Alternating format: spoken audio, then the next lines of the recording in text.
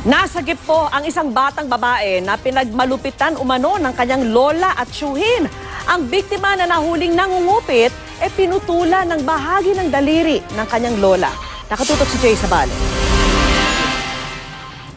Putol ang bahagi ng hintuturo ng 10 taong gulang na si Kathy, di niya tunay na pangalan. Pinutol umano ng sariling lola ng bata ang daliri nito nang mahuling nangungupit ng 20 pesos Miyerkules noong nakaraang linggo.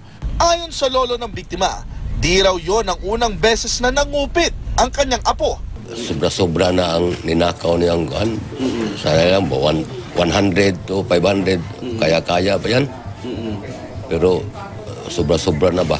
Magkano po ang ninakaw ng bata? Mga 7,000. Sa tulong ng DSWD, na-rescue si Kathy nitong Lunes matapos makatanggap ng sumbong ang pulisya mula sa isang concerned citizen.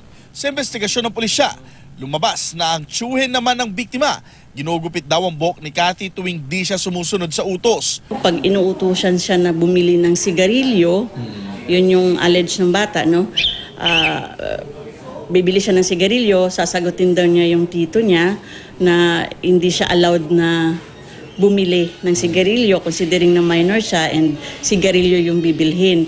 Nagagalit daw yung tito, so yun na, pinuputulan yung buhok niya. Itinanggi naman ito ng tiyuhin. Siya nga po napapagupit sa akin, sinasabi niya sa akin na kupitan ko raw siya.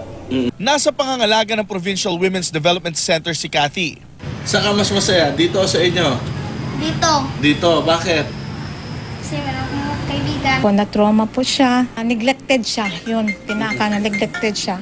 Kasi lola lang ang nag-alaga sa kanya. OFW ang ina ni Kathy na kasalukuyang nasa Middle East, dahilan para mapunta si Kathy sa kanyang lola, habang ang kanya namang ama, matagal na umano silang iniwan. Reklamong paglabag sa Republic Act 7610 o an act providing for stronger deterrence and special protection against child abuse, exploitation and discrimination and for other purposes ang isasampa laban sa lola at tiyuhin ng biktima. Jay Sabale, nakatutok, 24 oras.